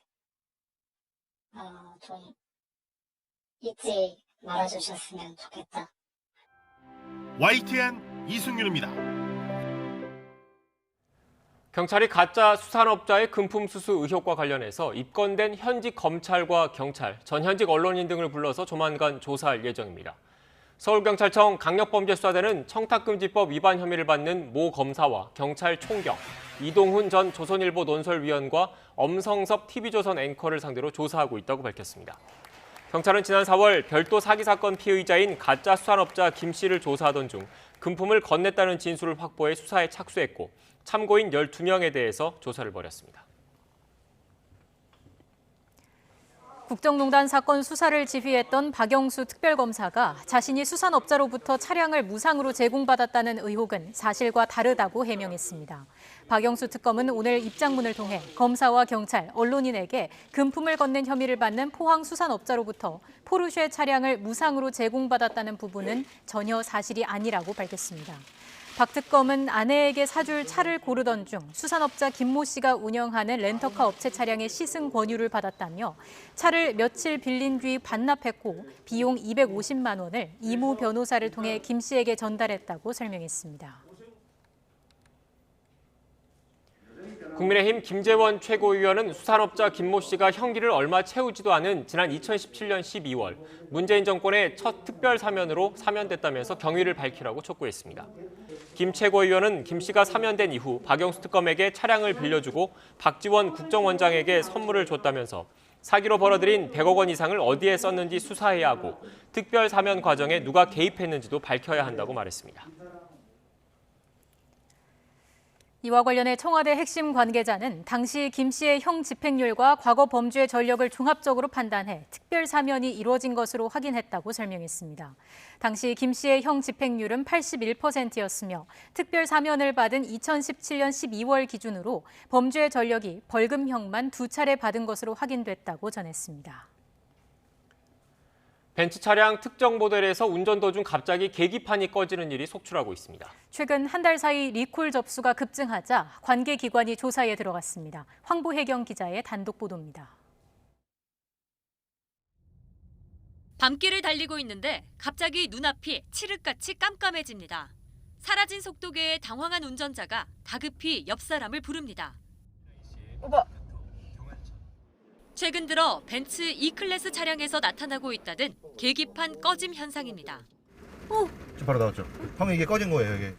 시동 걸고 운행 중에 우선은 빈번하게 꺼지고 2에서 3초간 순간적으로 계기판 전체가 꺼졌다 켜지는 현상이 나타나고 있습니다. 안전 문제가 걱정돼 차를 몰지 않는 경우도 있습니다. 저희 아기들 태우고 집에 가는데 계기판이 갑자기 꺼져가지고 급브레이크를 밟았었어요. 지금 불안해서 차를 못 타고 다니고 있어요. 같은 피해를 호소하는 사람들만 80명이 넘는 상황. 대부분 지난 4월 벤츠가 실시한 통신 관련 소프트웨어 업데이트 이후 이런 현상이 벌어졌습니다. 그 업데이트가 되고 그 통신되는 과정에서 이런 현상이 나타나는 것 같다라고까지만. 전문가들은 차량 상태를 알려주는 계기판이 꺼지면 위험하다고 지적합니다. 만약에 이 계기판 자체가 문제가 생기게 되면 자동차의 상태가 어떤지를 확인할 방법이 없어요. 안전에 직접적인 영향을 줄 수 있고 사고까지 이어질 수 있는. 벤츠 코리아 측은 지난달 22일부터 소프트웨어 업그레이드를 통해 문제를 해결하고 있다고 밝혔습니다. 하지만 업그레이드를 받은 차주들은 이후 또 다른 문제가 생겼다고 주장합니다. 앱도 그 비활성화라는 과정을 해서 일단 1차 조치를 받았고요. 전혀 문제가 없던 이 내비게이션 화면이 확 꺼지는데 임시 방편에 불과한 해결책이라는 지적이 나옵니다. 고객의 각종 툴에 사용 제약을 둔다거나 다른 문제가 유발됐다는 것은 완벽한 해결책이 아니기 때문에 좀 더 심사숙고하게 많은 표본 집단을 대상으로 완벽한 솔루션을 다시 만들어야 된다. 벤츠 E클래스 계기판 꺼짐 문제로 한국교통안전공단에 접수된 리콜 건수는 27건으로 최근 한 달 사이 급증한 거로 나타났습니다. 공단은 현재 관련 자료를 분석하고 있다며 안전상 문제가 있다고 판단되면 국토교통부에 결함 조사를 요청할 계획이라고 밝혔습니다. YTN 황보혜경입니다. 여당 유력 대선 주자인 이낙연 전 더불어민주당 대표가 비대면으로 공식 대선 출사표를 던졌습니다. 또 다른 여당 주자인 정세균 전 국무총리와 이광재 의원은 정 전 총리를 후보로 여당 내 첫 단일화를 이뤘습니다. 취재기자 연결하겠습니다. 박석영 기자. 네, 국회입니다. 네, 여당 대권 주자 지지율 2위인 이낙연 전 민주당 대표 오늘 대선 출마를 공식 선언했습니다. 출마 선언에서 어떤 메시지를 던졌습니까? 네, 더불어민주당 대권 주자인 이낙연 전 대표가 오늘 오전 10시 온라인으로 대선 출마를 선언했습니다.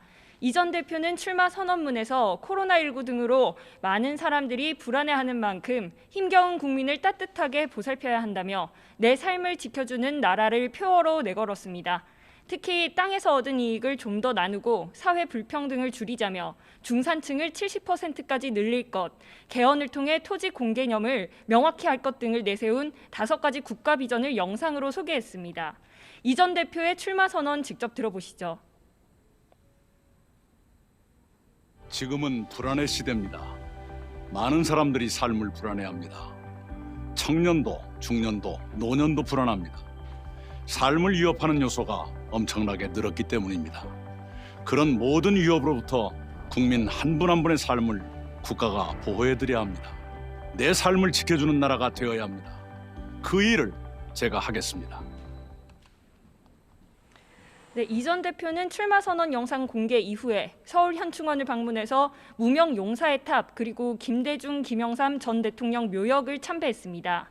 이틀 전인 지난 3일에는 정세균 전 국무총리와 회동을 갖고 4기 민주정부 탄생과 정권 재창출을 위해 협력하기로 합의하기도 했는데요. 단일화 가능성을 열어둔 것이냐는 취재진 질문에는 특별한 책임 이행을 위해 협력한다면서도 여러 방법이 있으니 하나로 전제하진 말았으면 좋겠다고 답했습니다. 민주당 대선 주자인 정세균 전 국무총리 그리고 이광재 의원도 예비 경선 후보 단일화 결과를 발표했죠. 네, 더불어민주당 대권 주자인 정세균 전 국무총리와 이광재 의원이 정 전 총리로 후보 단일화를 이뤘습니다. 정 전 총리와 이 의원은 오늘 오전 9시 국회 소통관에서 합동 기자회견을 열었는데요. 정 전 총리는 정권 재창출 필승을 위해 힘을 하나로 합치기로 했다며 연대의 의미를 설명했습니다. 직접 들어보시죠. 저 정세균과 이광재 후보는 민주당 정권 재창출 필승을 위해 힘을 하나로 합치기로 결정했습니다. 오늘 필승연대는 노무현 정신과 문재인 정부의 계승 그리고 4기 민주정부 수립과 대한민국 미래 경제 창달을 위한 혁신연대입니다. 이광재 의원은 자신을 지지해준 분들의 허락 없이 단일화에 이르러 죄송하다면서도 정세균 후보에게 힘을 보태달라고 호소했습니다. 정세균 후보로 단일화를 결심하게 되었습니다. 대통령은 연습할 시간이 없습니다. 안정 속에서 개혁이 지속되어야 대한민국이 미래로 희망으로 나아갈 수 있습니다. 두 후보 캠프 측의 김민석 의원과 송기현 의원은 기자들과 만나 두 사람 사이에 긴밀한 대화가 있었고 통큰 합의로 이번 결정이 이뤄진 것으로 알고 있다고 밝혔습니다. 그러면서 향후 절차를 거쳐서 공약과 정책의 화학적 결합이 자연스럽게 이뤄질 것으로 기대한다고 설명했습니다. 이번 후보 단일화는 여권 대선 레이스가 시작된 이후 처음인 만큼 1위 주자인 이재명 경기지사를 견제하기 위한 후보 연대 신호탄이 될지도 주목되고 있습니다.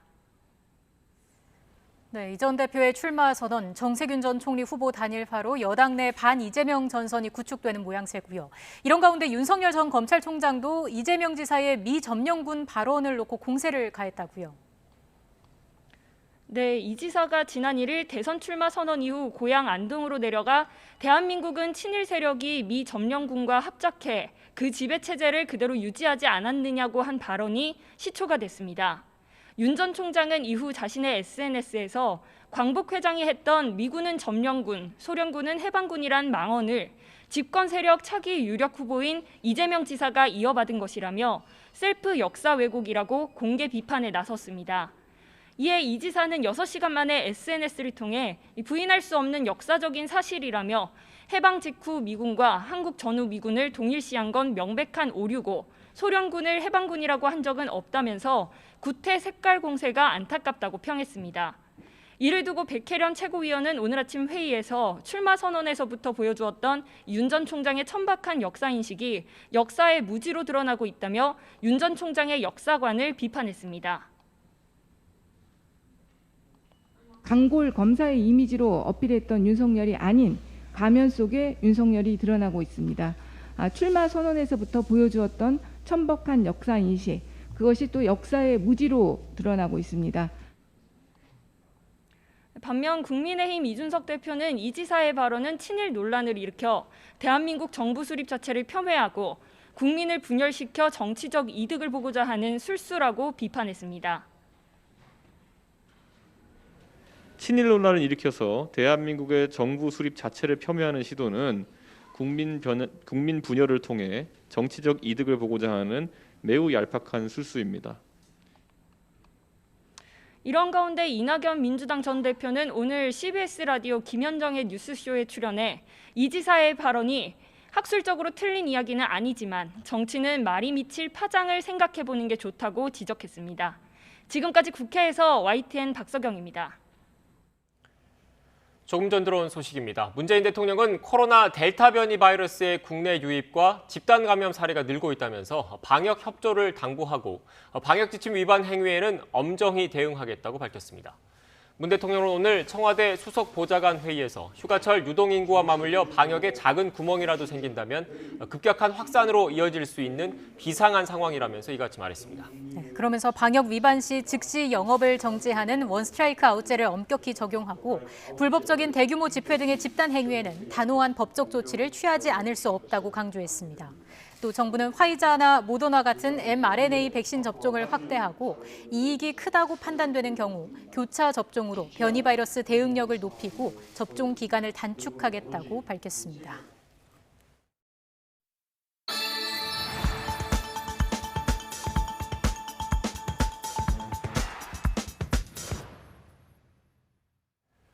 코로나19 확산세가 급증하자 수도권은 새로운 거리두기 개편안 적용을 일주일 유예했습니다. 리얼미터가 YTN 의뢰로 조사한 결과 응답자 10명 가운데 7명가량이 수도권 지역의 기존 거리두기 일주일 연장은 부족하다고 응답했습니다. 네, 또 리얼미터가 YTN 의뢰로 실시한 주간 집계 결과 문 대통령의 국정수행 긍정평가는 오차 범위 내에서 전주 대비 소폭 하락했고 대부분 정당의 지지율도 소폭 하락했습니다. 지난 한 주 여론의 움직임 짚어보겠습니다. 이택수 리얼미터 대표 나오셨습니다. 어서 오십시오. 네, 안녕하세요. 대표님, 그러니까 쉽게 얘기해서 수도권 지역의 거리두기 유예 조치를 더 연장해야 된다. 그러니까 현재 상황이 심각하다. 이렇게 인식한 시민분들이 상당수였다. 이런 의미입니까? 네, 그렇습니다. 10명 중에 7명가량 71.6%가 일주일 연장이 부족하다. 더 연장해야 된다는 의견을 나타냈고요. 원래 이번 주 수요일인 7일까지 유지하기로 했는데 8일 이후에도 계속 완화해야 된다. 이런 의견이 23.1%로 한 3배 이상 이 규제가 더 연장되어야 한다. 이런 의견이 높게 나타났습니다. 예, 세부적으로 하나씩 좀 짚어보겠습니다. 지역별로 따져봤을 때 눈에 띄는 특징이 있었을까요? 네, 특히 수도권에서 상대적으로 일주일 연장이 부족하다. 더 연장해야 된다는 의견이 조금 덜 했고요. 반면에 일주일 연장이면 충분하다. 8일부터 완화되어야 한다는 의견이 다른 지역에 비해서 소폭 높아서 20% 중후반으로 나타났습니다. 그리고 대구 경북 지역 같은 경우는 다른 지방과 달리 일주일 연장 부족 의견이 다른 지역들은 80% 후반 또 혹은 80%에 근접한 수치를 나타냈는데 대구 경북 지역은 수도권과 비슷하게 일주일 연장이 부족하다는 의견이 58.7%로 나타났습니다. 아무래도 대구 경북 지역은 국민의힘 지지율이 높은 그런 지역이다 보니까 정부의 이제 방역 정책에 대해서 좀 비판적인 시각이 있는 지역이기도 하고요. 여러 부분들이 작용을 해서인지 수도권과 비슷한 흐름을 나타냈습니다. 네. 연령별로는 어떤 특징이 있었습니까? 네, 예상대로 20, 30, 40 세대가 일주일 연장이면 충분하다. 8일부터는 완화되어야 한다라는 의견이 다른 연령대에 비해서 한 5 내지 10%포인트가량 높았습니다. 그래프상으로는 푸른색 부분인데요. 예. 18세에서 29세가 27%, 30대가 25.1%, 40대가 26.5%로 5, 60대 또 70세 이상보다는 이 일주일 연장이 충분하다는 의견이 높았고요. 반면에 일주일 연장이 부족하다, 더 이제 연장되어야 한다라는 의견은 5, 60대 그리고 70세 이상에서 상대적으로 높게 나타났습니다. 아무래도 샐러리맨들이 많은 20, 30, 40 세대들은 최근 들어서는 회식한 지도 굉장히 오래됐죠. 그리고 예. 대학생들 같은 경우는 또 신입생 같은 경우는 개강 파티나 종강 파티를 해본 적이 없으니까요. 그래서 이런 부분도 좀 피로도가 많이 쌓여 있는 연령대에서 조금 8일부터는 계속 좀 완화시키는 것이 어떻겠느냐 이런 의견들을 상대적으로 높게 나타내긴 했습니다만 그래도 전반적으로 과반을 훌쩍 넘어선 응답이 더 연장해야 된다 이런 의견을 나타낸 것 같습니다. 네, 지지 정당이나 이념 성향별로는 차이가 있었습니까? 네, 미세하지만 차이가 있었습니다. 민주당 지지층이라든지 더불어민주당 또 열린민주당 지지층은 70%가 넘게 일주일 연장이 부족하다, 더 연장되어야 한다라는 의견을 나타냈습니다. 사실 코로나 확진자 수가 이 당청 지표하고 비례하기 때문에, 왜냐하면 코로나 확진자 수가 늘어나면 당청 지지율이 떨어지는 이런 흐름이 반복이 되고 있기 때문에 여당 지지층, 더불어민주당이라든지 열린민주당 지지층에서는 이 방안이 더 연장되었으면 하는 의견이 상대적으로 높게 나타났고요.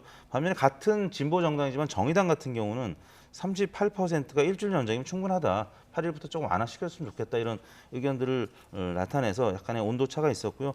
국민의힘 또 국민의당 이런 보수 정당 지지층은 상대적으로 일주일 연장이 부족하다는 의견이 좀 덜했지만 말씀드린 대로 과반을 훌쩍 넘게 일주일 연장이 부족하기 때문에 더 연장시키는 방안을 많이 의견을 나타냈습니다. 네, 대표님께서 지금 말씀하신 걸 보면 지지 정당별, 이념별로 미세한 차이는 있다라고 말씀을 해주셨지 않습니까? 그런데 이걸 또 다른 현황과 놓고 봤을 때는 상대적으로 지지 정당, 이념 성향의 그런 영향이 여론조사 답변 과정에서 덜 미쳤다, 이렇게도 해석할 수 있을 것 같은데요. 그렇습니다. 어떻습니까? 이제 정책적인 쟁점 같은 경우가 정치적인 쟁점으로 바뀌었을 경우에 국민의힘 지지층이라든지 국민의당, 야당 지지층이 민주당이라든지 또 열린민주당 지지층하고는 상반된 목소리들을 대체로 나타냈죠. 그런데 예. 이 사안의 경우에는 약간의 온도차가 있긴 했습니다만 그래도 일주일 연장이 부족하기 때문에 계속 이 거리두기라든지 또 5인 모임 이상 금지를 유지해야 된다 이런 의견들을 나타낸 것 같습니다. 적어도 방역 관련 조치에 대해서는 큰 틀에서는 의견을 좀 같이 한다라는 네, 의미로 읽히고요. 최근 상황을 지금 여론조사 결과에서도 알 수 있듯이 어느 정도 좀 많은 시민들이 엄중하게 받아들이고 네. 있는 것 같습니다. 향후에 확산세나 어떤 대응에 따라서 대통령 국정수행 지지율에도 영향을 미치게 될까요? 그렇습니다. 작년 12월 같은 경우에 추경 갈등 때문에도 그랬지만 확진자 수가 당시에 1,000명 안팎 나올 때 대통령 국정수행 긍정평가가 많이 하락을 해서 30% 초중반까지 빠진 적이 있었거든요. 이번에도 지금 다른 사안도 있겠지만 코로나 확진자 수가 700명, 800명 이렇게 오르락내리락 하고 있기 때문에 이제 한국갤럽이 매주 금요일에 발표하는 여론조사를 보면은 이제 긍정평가 이유, 부정평가 이유를 이렇게 물어보는데요. 코로나 대처를 잘하기 때문에 긍정평가하는 의견이 가장 높긴 한데 최근 들어서는 그 부분이 조금 감소했다라는 측면, 이런 부분들에 있어서는 확실히 코로나 확진자 수 이 부분이 굉장히 당청 지지율에 큰 영향을 미치고 있다. 그렇기 때문에 확진자 수를 감소시키는 당청의 노력이 필요한 시기가 아닌가 싶습니다. 네. 그 외에 지난 한 주 대통령 지지율에 영향을 미친 사안들은 어떤 게 있었습니까? 네, 문재인 대통령 이제 6월 5주차와 7월 첫째 주가 이제 겹친 한 주간이었는데요. 지난주 리얼미터 기준하면 1.6%포인트 하락한 38%를 기록했습니다. 예. 부정평가는 1.5%포인트 상승한 58.1%였는데요. 말씀드린 이제 코로나 확진자 수 증가 외에도 김기표 청와대 반부패 비서관의 부동산 투기 논란이 지난주에도 좀 여진이 있었고요. 또 하나는 민주당 내에서 김경률 회계사 면접관 내정을 했던 것이 번복됐죠. 그런 부분들이 영향을 미쳐서 지난주에는 중반에 좀 약세를 보여서 전체적으로는 큰 변화는 아닙니다만 소폭 하락한 것으로 나타났습니다. 네. 자, 이어서 정당 지지도도 짚어보겠습니다. 보니까 대부분의 정당의 지지도가 좀 빠졌는데 반면에 무당층은 좀 증가했더라고요. 이건 어떤 의미로 봐야 될까요? 네, 먼저 국민의힘이 더불어민주당보다는 소폭 이제 앞서는 상황이 계속 나오고 있는데요. 예. 국민의힘도 0.3%포인트 하락한 37.7%를 기록했습니다. 민주당은 29.6%로 0.1%포인트 낮아진 수치 때문에 횡보했다고 봐야 될 것 같고요. 국민의당은 6.7%, 0.4%포인트 빠졌고 열린민주당도 0.7%포인트 하락했습니다. 반면에 무당층은 말씀하신 대로 1.7%포인트 오른 13.6%를 기록했는데 국민의힘 같은 경우는 최근 들어서 윤석열 전 총장의 지지율과 좀 궤를 같이 하고 있습니다. 윤석열 전 총장이 지난주에는 출마 선언도 하고 주 초중반에는 이제 강세를 나타내는 듯 했습니다만 주 후반에 장모가 징역 3년에 법정 구속됐다는 소식 때문에 국민의힘도 주 후반에 좀 약세로 돌아섰고요. 민주당 같은 경우는 아까 말씀드린 면접관 논란이 좀 영향을 미쳤고 그다음에 반부패 비서관의 부동산 투기 논란 이제 송영길 대표가 사과는 했습니다만 그런 부분도 주 초중반에 또 영향을 미쳤기 때문에 양당이 모두 좀 하락하는 그런 수치를 나타냈습니다. 네, 대표님 그런데 민주당 같은 경우에는 사실상 본격적인 대선 경쟁, 대선 레이스가 그 당내에서 시작이 됐지 않습니까? 네. 그런데도 이렇게 그 지지율이 좀 그 보합세를 유지를 하고 있는 게 상대적으로 당내 경선이 흥행이 좀 미진했다, 흥행 효과가 좀 떨어졌다 이렇게 봐야 되는 겁니까? 지금 그 구룡 중에 이제 8룡으로 이제 이광재 의원이 단일화해서 이제 8룡으로 이제 줄어들긴 했습니다만 구룡 중에 이재명 지사, 이재명 후보가 민주당 전체 후보의 지지율 파이 중에서 한 절반을 차지하고 있고요. 나머지 절반을 이제 7분이 나눠서 지지율을 이제 기록하고 있는데 워낙 이재명 지사가 이제 독주하다 보니까 상대적으로 야당에 비해서 좀 흥행면에서 떨어질 수 있다 이런 의견들이 나왔었고 그것 때문에 경선 연기론도 나왔었는데 그 부분이 이제 어느 정도 결론이 나서 본격적인 경선으로 들어가는 그런 과정에서 면접관 논란까지도 나왔기 때문에 흥행에 이제 바람을 좀 일으키지는 못하고 있는데요.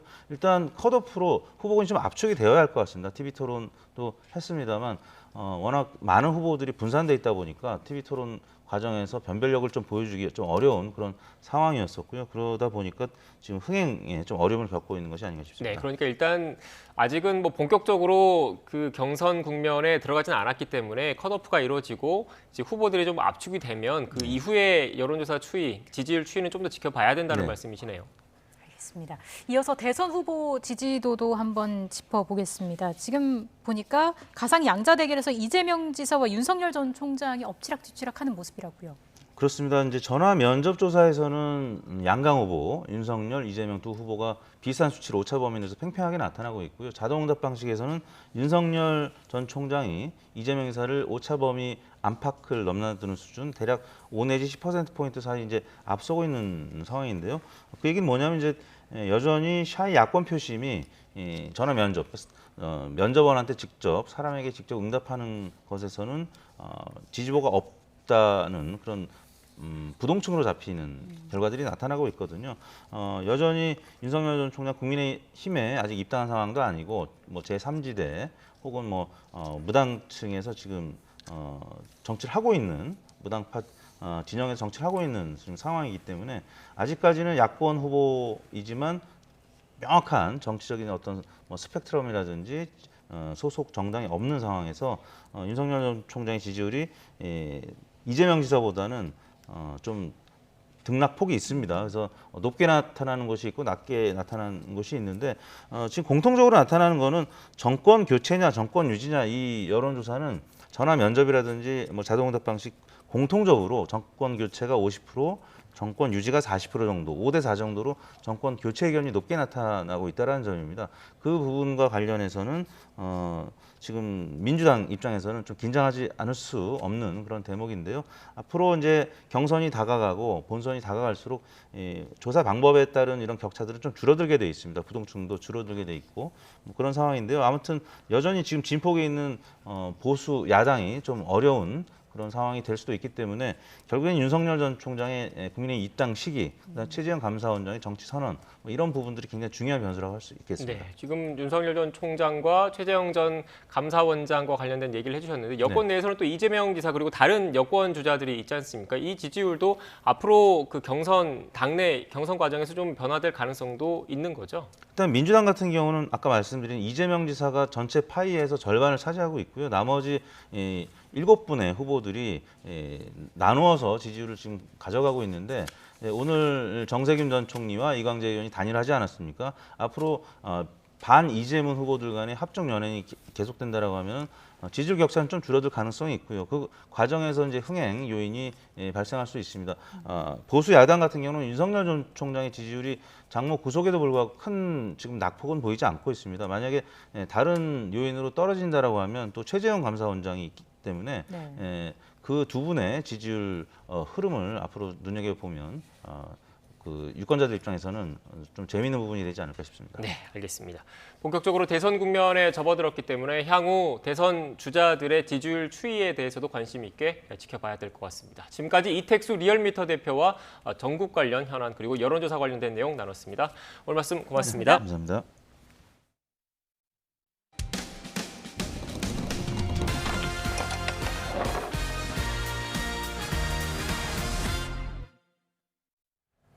한 고등학생이 또래들에게 모텔에서 물고문을 당했다는 제보가 들어왔습니다. 10대들이 이런 몹쓸 짓을 한 이유는 온라인 불법 도박에 쓸 돈이 필요했기 때문이었습니다. 제보는 Y 박기환 기자입니다. 아들 부부 대신 손자 2명을 키우는 이인순 씨. 사업 때문에 찾아둔 현금이 최근 자꾸 없어져 17살 큰 손자 A군을 먼저 의심했습니다. 어느 날 손자를 다그쳤는데 상상도 못한 대답에 가슴이 쿵 내려앉았습니다. 6대가 때렸어요. 왜 돈이 없냐? 빨리 말해. 그때서 얘기를 하는데 할머니 죽이려고 그래. 멀쩡한 애기가 막 떨면서 할머니 할아버지 해코지 하면 어떡해. 손자는 동갑내기 B군이 불러 찾아간 평택의 한 모텔에 갇힌 채 밤새도록 친구들로부터 물고문을 당했다고 털어놨습니다. 요구한 만큼 돈을 가져오지 않았다는 게 이유였습니다. 욕조에다 물을 받아놓고 새놈이 이제 들어가가지고 집어쳐놨다 뺐다가 집어쳐놨다 뺐다가 죽어나가겠구나 하는 순간 기절하고 3번을 기절해서 지가 정신을 차렸을 때는 무쇠가 앉아있더라는 거예요. 전날도 당하고 그 새벽에도 당했기 때문에 얘는 돈을 가져가야 지가 살아남을 거라 생각을 한 거죠. B군의 악행은 한두 번이 아니었습니다. 중학교 때부터 4년 동안 폭행을 일삼고 돈을 빼앗은 겁니다. 뭘 믿고 오늘 분이셨던 거 나머지는 그럼 오늘 아는 차니까 오늘 아는 차 천나고 막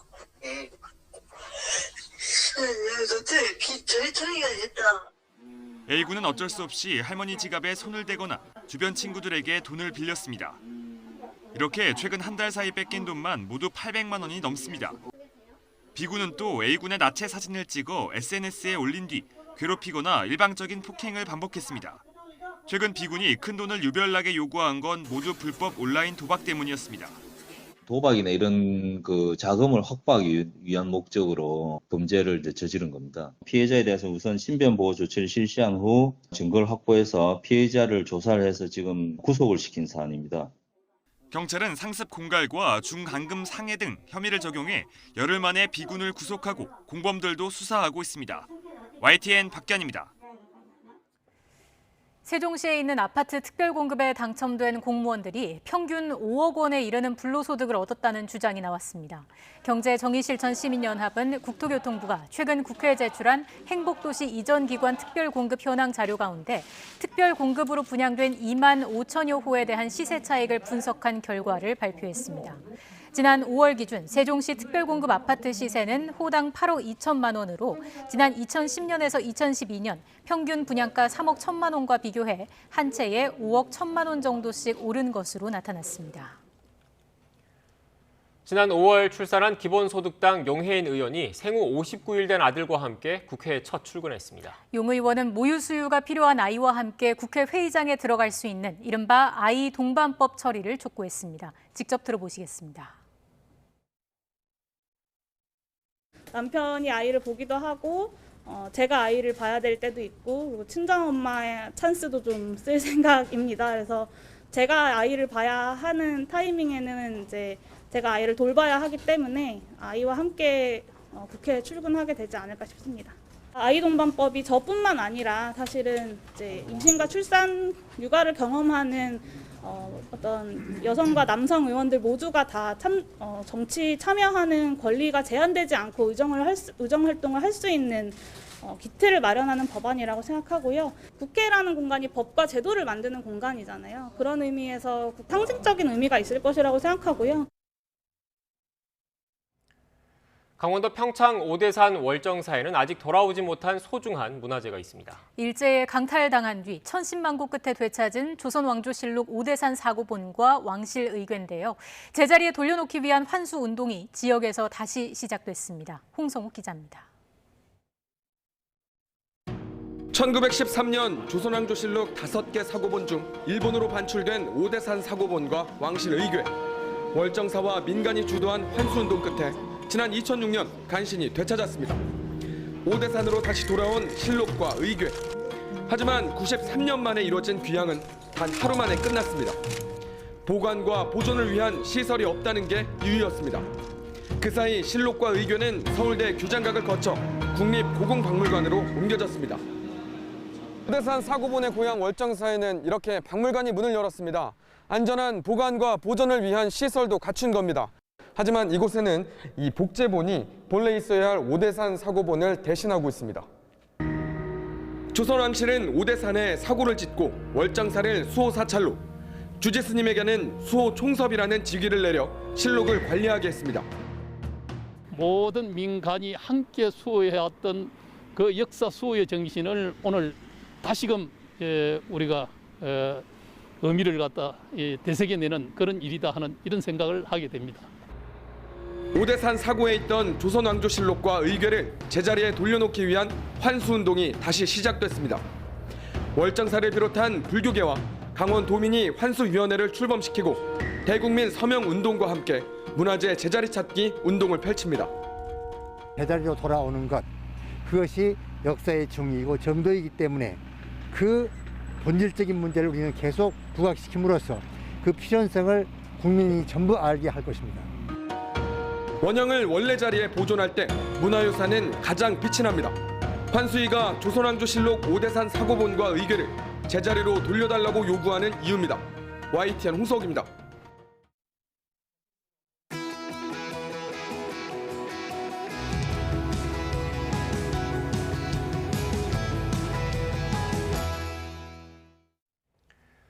민주당 경선 레이스가 점차 달아오르고 있는 가운데 이낙연 전 더불어민주당 대표도 오늘 대선 출사표를 던졌습니다. 오선 중진 의원으로 도지사, 국무총리, 집권여당 대표까지 두루 거친 준비된 후보라는 강점을 내세웠습니다.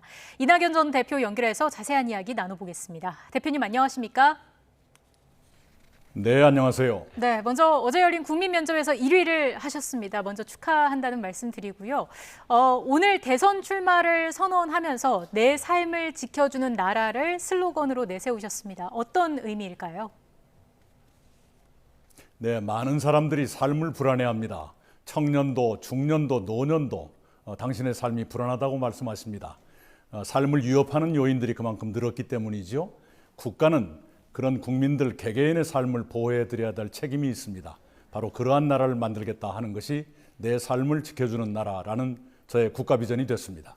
네, 국가는 개개인의 삶을 지켜줘야 한다라는 소신을 말씀해 주셨는데 이 연장선상에서 그렇다면 복지가 중요할 수밖에 없을 것 같습니다. 그런데 대표님께서는 신복지라는 화두를 던졌습니다. 좀 더 구체적으로 설명해 주시겠습니까?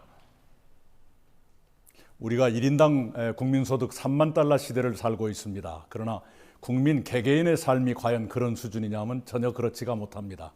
국가와 대기업은 부자가 되는데 국민의 삶은 꼭 그렇지 못한 것이 현실입니다. 그래서 국민들 개개인의 삶을 모두 3만 달러 수준으로 맞추기는 어렵겠지만 최소 한도의 인간다운 삶을 하실 수 있도록 보장해 드리는 것, 그것이 신복지입니다. 그리고 여러 삶의 여러 분야에서 그런 기준을 채워드리도록 하자. 이것이 신복지의 기본 개념입니다. 네, 지금 관련해서 그래픽이 나가고 있습니다. 신복지 구상과 관련된 쭉 내용들이 있는데 이렇게 신복지 정책을 추진하려면 아무래도 돈이 들어가는 측면이 있지 않습니까? 이런 재정과 관련돼서 그 대책은 마련을 하신 겁니까?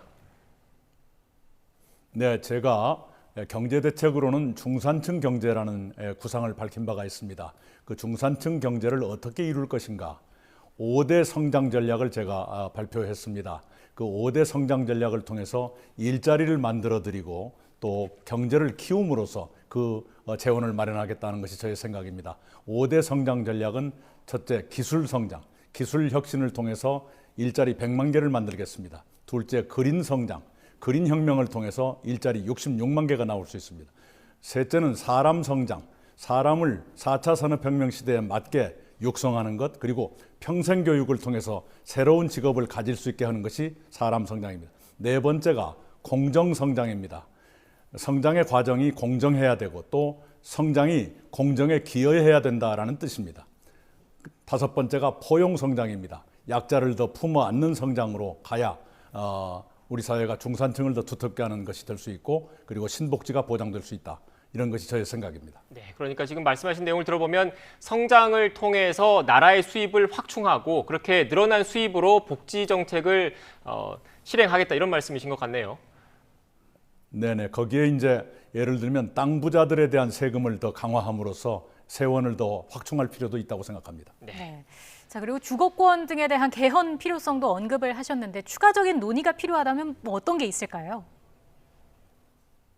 예, 우선 기본권 조항이 우리가 1987년 헌법에 상당한 정도로 언급됐습니다마는 그 34년 동안 우리 세계의 변화, 세상의 변화에 충분히 부응하지 못하고 있다는 지적이 있습니다. 그래서 기본권 중에서 생명, 안전 또는 주거 이런 것에 대한 권리를 더 분명하게 하는 것, 그리고 토지공개념을 더 명확히 해서 토지공개념 입법을 강화할 수 있게 하는 것, 이런 것 등등입니다. 그리고 평등권, 우리 불평등이 너무 확대되고 있기 때문에 불평등을 완화할 수 있는 근거 조항을 좀 더 확실히 둘 필요가 있다, 이런 생각을 가지고 있습니다. 네, 대표님 아무래도 이 토지 공개념과 관련해서 일반 시민분들, 유권자분들의 관심이 많을 것 같아서 추가적으로 좀 질문을 드리면 이 헌법을 만약에 개헌을 추진했을 때 이 토지 공개념이라는 개념 그리고 헌법에 들어간 문구 자체에 불로소득을 토지를 통한 불로소득을 갖지 못하게 하겠다, 이걸 명확히 담겠다라는 의미십니까? 현행 헌법에도 토지 공개념은 이미 표현이 되어 있습니다. 토지에 대해서 규제를 할 수 있다든가 하는 것들이 토지 공개념이지요. 그것을 좀 더 명확히 하는 데는 어떤 표현을 넣을 것인가 하는 것은 앞으로 지혜를 모아보겠습니다. 그리고 우선은 우리가 시도했다가 중단된 것들이 있습니다. 이른바 토지공개념 3법이라는 게 있는데요. 그것을 이미 국회에 제가 제안해 놓고 있고요. 내일쯤 그 내용을 발표할 예정으로 있습니다. 토지 초과 이득세, 그리고 택지 소유 상한제, 개발이익 관수제 세 가지인데요. 개발이익 관수제는 현재도 적용이 되고 있고 나머지 두 개는 그 입법 기술, 법을 정하는 방법에서 그것이 헌법에 불합치한다는 판정을 받았습니다마는 그것이 헌법 불합치가 되지 않도록 법조항을 고쳐서 법안을 이미 냈습니다. 네. 토지공개념 3법을 그러니까 발표를 하신다라는 말씀이신 것 같고, 그런데 개헌을 한다면 우리 헌법의 이런 기본권 외에 권력 구조와 관련된 내용도 헌법에는 담겨 있습니다. 자연스럽게 개헌을 추진하는 과정에서 권력 구조를 바꾸는 게 어떻겠냐 이런 의견도 나올 수밖에 없을 것 같은데 대표님의 생각은 어떠십니까? 지금은 기본권을 포함해서 사회 경제적 민주주의를 확충하기 위한 개헌이 필요하다는 생각입니다만은 권력구조 얘기가 나온다면 저는 4년 중임제의 정부통령제도, 지금 미국 같은 정부통령제도에 4년 중임을 붙이는 것, 그것이 국민의 뜻을 받드는 데 더 좋지 않겠는가 생각합니다. 네. 자, 지금부터는 그럼 민주당 경선 이야기를 좀 더 해보겠습니다. 다른 후보에 비해서 이전 대표님만이 내세울 수 있는 본인만의 강점, 이른바 이낙연 다음은 뭐라고 생각하십니까? 지금은 대전환기입니다. 국내적으로도 많은 변화가 있고 세계 질서에도 많은 변화가 있습니다.